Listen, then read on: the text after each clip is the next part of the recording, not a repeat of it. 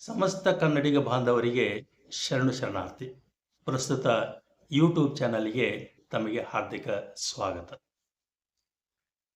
ಒಬ್ಬ ವ್ಯಕ್ತಿ ಕಡುಬಡತನದಲ್ಲಿ ಹುಟ್ಟಿದಂಥ ಒಬ್ಬ ವ್ಯಕ್ತಿ ತನ್ನ ಬದುಕಿನ ಎಲ್ಲ ವಿಕಸನದ ಅವಕಾಶಗಳಿಂದ ವಂಚಿತವಾಗಿದ್ದರೂ ಕೂಡ ಒಂದು ರಾಷ್ಟ್ರದ ಎತ್ತರದ ಮಟ್ಟದಲ್ಲಿ ಅವರು ಕೇವಲ ವಿಜೃಂಭಿಸಿದ್ದಷ್ಟೇ ಅಲ್ಲ, ಮಾನವ ಕುಲಕ್ಕೆ ಒಂದು ದೀಪ.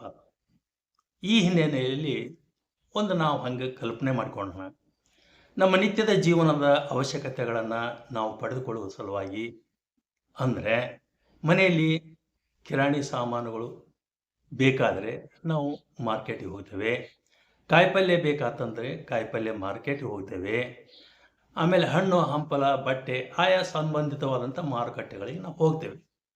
ಇನ್ನು ರೈತಾಪಿ ಜನರು ದನ, ಎತ್ತು, ಆಕಳು, ಕುರಿ ಇವುಗಳಿಗೆ ಖರೀದಿಗಾಗಿ ಏನಪ್ಪ ಅಂತಂದ್ರೆ ದನದ ಮಾರುಕಟ್ಟೆಗೆ ಹೋಗ್ತಾರೆ.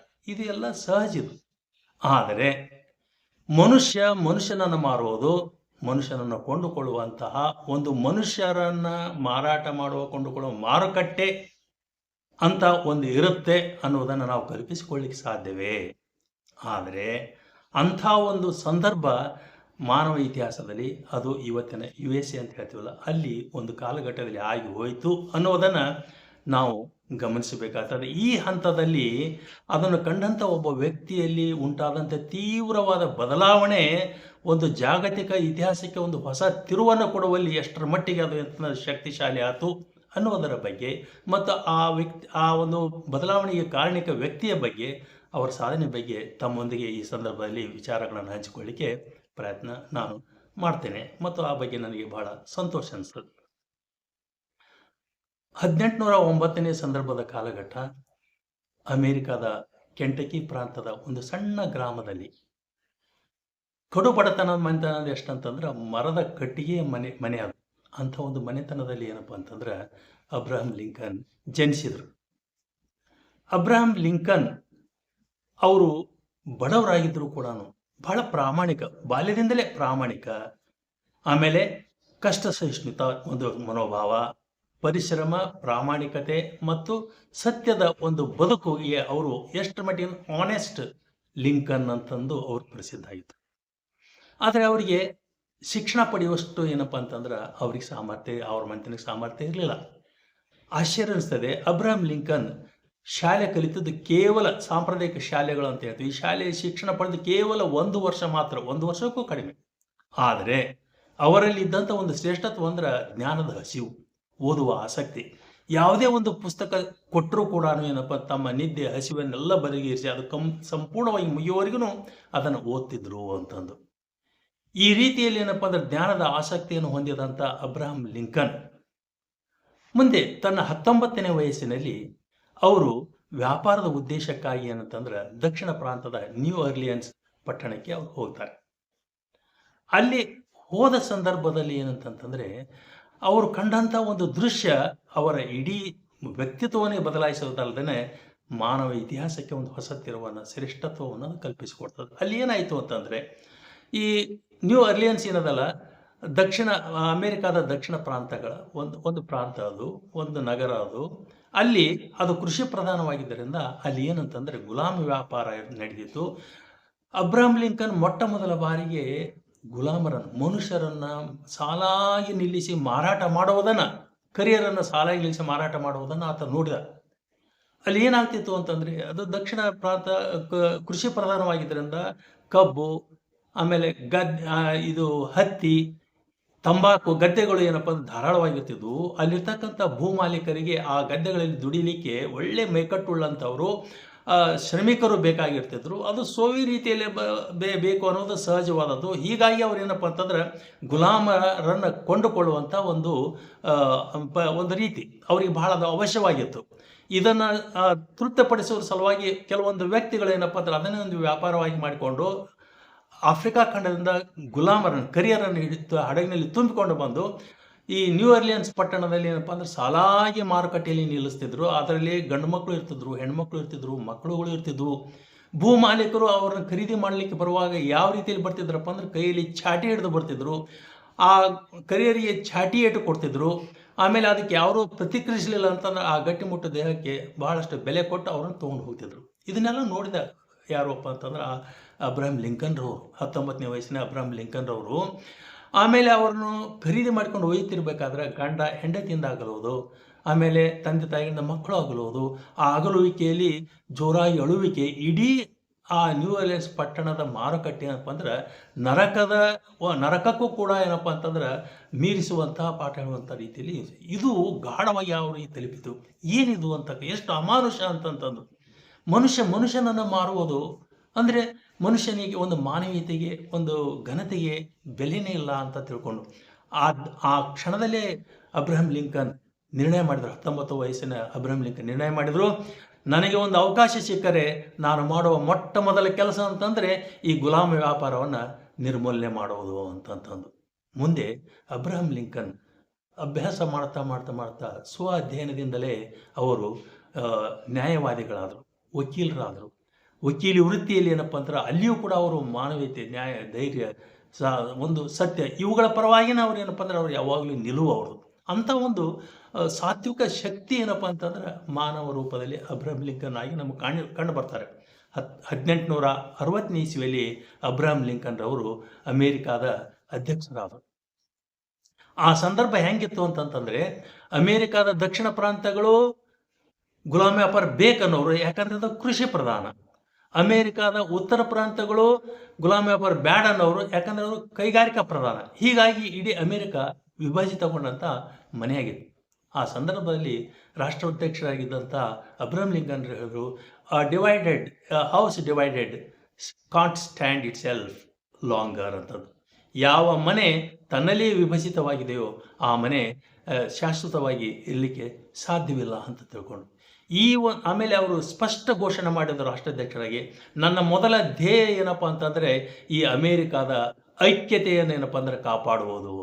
ಈ ಒಂದು ಸಂದೇಶದ ಹಿನ್ನೆಲೆಯಲ್ಲಿ ದಕ್ಷಿಣ ಪ್ರಾಂತಗಳು ಏನು 7 ಪ್ರಾಂತಗಳು ಏನು ಅರ್ಥ ಮಾಡಿಕೊಂಡು ಹೋದ್ರೆ, ಹಾಗಾದರೆ ಅಬ್ರಹಂ ಲಿಂಕನ್ ರವರು ಏನಪ್ಪ ಅಂತಂದ್ರೆ ಗುಲಾಮ ವ್ಯಾಪಾರವನ್ನು ನಿರ್ಮೂಲನೆ ಮಾಡ್ತಾರ ಅಂತಂತಂದು.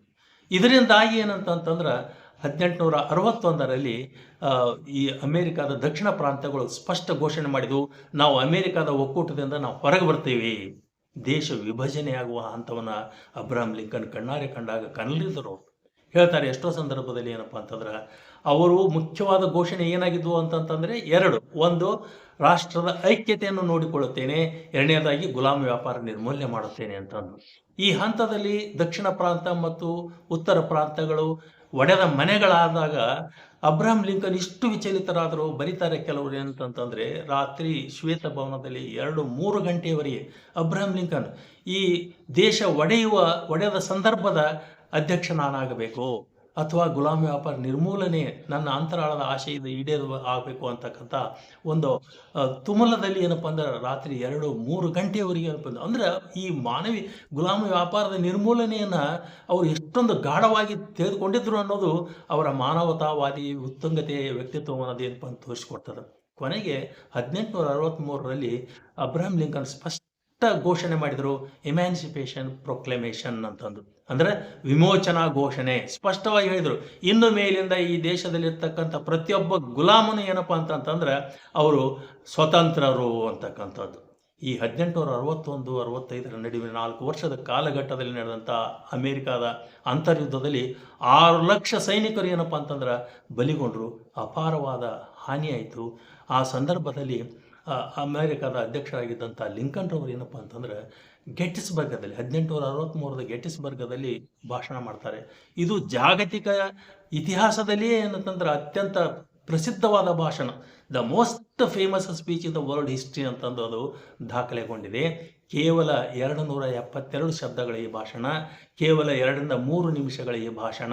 ಇದರಲ್ಲಿ ಅವರು ಕೊಟ್ಟಂಥ ಶ್ರೇಷ್ಠ ಘೋಷಣೆ ಏನಪ್ಪ ಅಂತಂದ್ರೆ, democracy is a government of the people, by the people, for the people. ಒಂದು ಪ್ರಜಾಪ್ರಭುತ್ವದ ವ್ಯಾಖ್ಯಾನವನ್ನು ಈ ಶಬ್ದಗಳ ಆಚೆ ಇವತ್ತಿಗೂ ಏನಪ್ಪ ಅಂತಂದ್ರೆ ರಾಜಕೀಯ ಶಾಸ್ತ್ರದ ಪಂಡಿತರಿಗೆ ಅದರ ಆಚೆಗೆ ಹೋಗಲಿಕ್ಕೆ ಆಗ್ತಾ ಇಲ್ಲ ಅಂತಕ್ಕಂಥದ್ದು. ಆ ಗೆಟ್ಸ್ಬರ್ಗ್ ಸ್ಪೀಚದಲ್ಲಿ ಅಮೇರಿಕಾದ ಅಧ್ಯಕ್ಷ ಹೇಳಿದಿಷ್ಟೇ, ಯಾವ ನಮ್ಮ ದೇಶ ಏನಪ್ಪ ಅಂತಂದ್ರೆ ಎಲ್ಲರೂ ಸಮಾನರಾಗಿ ಹುಟ್ಟಿನಿಂದ ಎಲ್ಲರೂ ಸಮಾನರು, ಈ ಸಮಾನತೆ, ಸ್ವಾತಂತ್ರ್ಯ ಮತ್ತು ಸಮಾನ ನ್ಯಾಯ ಇದು ಈ ಒಂದು ಆದರ್ಶದ ನೆಲೆಯಲ್ಲಿ ಹುಟ್ಟಿಕೊಂಡಂಥ ನಮ್ಮ ದೇಶ ಇವತ್ತು ವಿಭಜನೆಗೊಳ್ಳುವ ಹಂತದಲ್ಲಿದೆ. ಅದು ಆಗಲಾರದು.